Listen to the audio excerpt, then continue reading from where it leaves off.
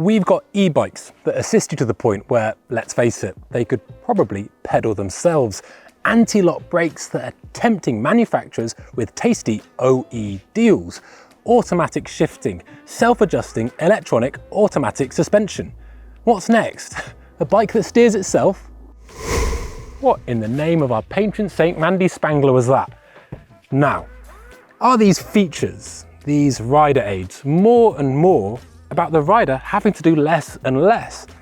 And that's not necessarily a criticism. A mountain bike doesn't have to be any one thing, and if people enjoy these features, then more power to them. So, what's the driving force behind these developments? And is it merely novelty? If so, is a focus on novelty a natural conclusion to the way that we make and market our mountain bikes?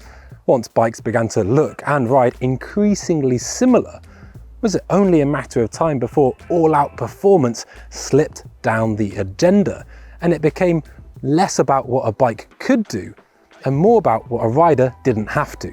So, is innovation done for in frame design then? Well, I don't think so. I think realistically we are at a bit of a plateau, but it's only a matter of time before another avenue of design opens up. Besides, there are still efficient, effective and genuinely good innovations coming out in frame design all the time, such as through the headset cable routing.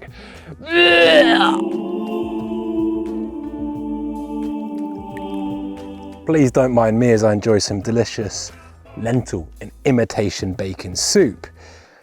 Now, selling power is obviously a factor, but it feels that in recent years, the bicycle industry has been more interested in providing e-bikes to e-executives earning the big buck and the big smoke than they have about providing genuine frame innovation on regular bikes. Now, that was a criticism. But there are some brands trying to solve problems that have persisted in cycling for years. One of those problems might be what Canyon have lined up in their sights with the Keep It Stable or KISS system. Not to be confused with the KITS horse retention system. This product, which was originally developed by Syntace, aims to give enough stability to make it look like Posh and Becks are on the rocks. But what does it do? How does it work? And do we even want it? So for this video, and in this test period, I've been riding two Canyon Spectrals. Both have the same geometry and exact same components. The only difference between them, apart from the paint, is that one uses the KISS system and the other does not. We have conducted a long-term review of this bike in the past, so if you're interested in reading that, please do head over to the Pinkbike homepage. I'll include a link in the description below. Similarly, for the full in-depth written technical review, please do check out the homepage. Today is more of a video summary. Before we get into it, I want to clarify some terminology. A stable bike, to me, is one that can resist external forces trying to knock it out of balance. And stability is the result of having a bike that is correctly weighted. A stable bike is one that's great at tracking the ground. It's quiet, maybe even muted, and perhaps slightly heavier feeling. Unstable, to me, means light, twitchy. It gets pushed around by the trail. So what's stability the result of? Well, travel to one side, it's all about geometry and how that geometry handles the rider's weight. Geometry adjustments are inherently limited, and that's because all they can really do is change where the rider's weight sits between two axles. And often it can mean what works well in one setting, for instance going downhill, has an inverse effect when we're climbing. Is there any way though to increase stability at the front wheel without making a geometry change or a weight distribution tweak? Because if there was, we could have the benefits of more stability without that inherent trade-off. A steering damper damps the steering input and slows the rotation of the bars, much in the way a forecourt shock slows shaft speed by forcing oil through a circuit. So this isn't a steering damper then. It's not something that tries to mute rider inputs or reduce twisting forces at the front axle by controlling the flow of oil. Instead, it's just a sprung element that largely focuses on keeping that front wheel straight. And it really is that simple. Housed inside this top tube are two small springs that are connected to the steerer tube. As you turn the bars, it drives a cam, which then pulls on these springs. These springs are always trying to pull the handlebars back to center. You can adjust the system and increase or lessen the spring's influence by moving this slider forwards or backwards. As you turn the bars, it initially gives a high rate of increased resistance, but at about 15 degrees, the torque curve flattens to give something that doesn't increase at a perfectly linear and proportional rate from center to end stroke. If it did carry on at the same rate throughout the whole steering angle, I imagine sharp turns could get pretty dicey, and that return rate, which is undamped, don't forget, well, it'd probably be more volatile than the cocaine bear on a sugar high after a bad night's sleep. At the same time, it needs a high initial rate to counter something called wheel flop. And to understand that, we're going to have to get our thinking caps on. Wheel flop happens because as you turn the bars, the height of the head tube decreases. And as it decreases, it means that it's being supported less. So subsequently and consequently, it only drops further. If you can imagine a bike with a 90-degree steering angle, as you turn the bars, even through full 360 degrees, the height of the top tube and the head tube is never going to change because it's on a consistent plane. If we have bikes that are slack, however, we tend to run into this problem. Wheel flop can have a huge effect on how we steer our bikes, especially when you think how steering itself is a combination of turning the bars, weight distribution, and leaning. So you're going to be at home thinking, well done bicycle industry, take the afternoon off, you've solved a problem that I didn't even know existed. But just because you didn't know the terminology, it doesn't mean you're not familiar with its effects. So that's the KISS system. Those are some of the problems that it's trying to solve and some of the ways it's attempting to do it. But what's this like to ride, and what's it like in the real world? Well, let's talk about climbing to begin with. For me, on climbs, this is a really effective way to stabilize that front wheel, especially when your weight is compromised in some way. For instance, when you can't help but be off the back crawling up something steep. It takes some getting used to, but for me, the performance going up is genuinely impressive. It's like having a set of stabilizers on the front wheel.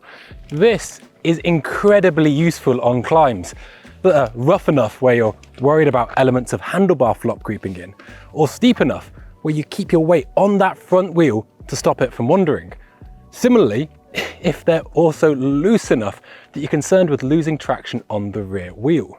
This is the key benefit of this system to my mind, because it helps you balance these demands on climbs like previously you just wouldn't be able to.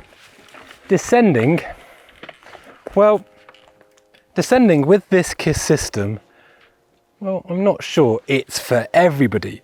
But before we get into that and I explain my reasoning, I actually want to talk about another bike entirely. This is the Commencal Meta SX V5. It's a brand new enduro bike that's actually featuring in this year's field test. Now, it came a little bit early, and being a naughty boy, I couldn't quite resist giving it a dusting, quite literally, on these trails. Now, this bike gives the rider a ton of stability. Whilst it might feel a little lifeless on flatter XC trails, on the trails it's meant to be ridden on, it feels so alive and wills the rider to hit turns and rough sections really, really hard. That's because it has the rider's weight bang in the center of the bike. And it does all this without the complication of something like the KISS system. This is achieved by not only having a relatively slack 64-degree head angle, but also comparatively long chainstays. In the foundations of the bike, with that slack steering angle and quite a high stack, it's always going to stop you going over the handlebars. But that long rear end keeps the front weighted, so it feels really positive. Yes, there are limitations to this style of geometry, and if you ride your local canal towpath, it might feel a little bit dull. But I would argue that a 170mm travel bike that weighs 2.5 tons is never exactly going to feel electric. On the front of this bike is a Fox 38, which is a very, very, very good fork. Fox, along with some other brands, are some of the key players in suspension right now, and with this fork, they've done a really great job. Much like the KISS system, It's built with a clever spring and a very particular architecture. However, unlike that KISS system, in this fork there is a damper to temper both input as well as returns. To show the drawbacks of not having a damper, I'm going to do something that Mr. Fox will undoubtedly hate. So here I have the forks that came off this bike, and now fitted I have some forks which I might have taken off another Pinkbike journalist bike, but that's not the point. Although this one now has a slightly shorter steerer, it is the exact same fork, except I have used some deftly applied gaffer tape to cover up where the damper was, because I want to show you that even with an incredibly sophisticated air spring that has a negative and positive air chamber, etc, etc, etc, the damper still does a hell of a lot. Oh my God, no, no, no. The front is so low. Oh my God. Oh my God.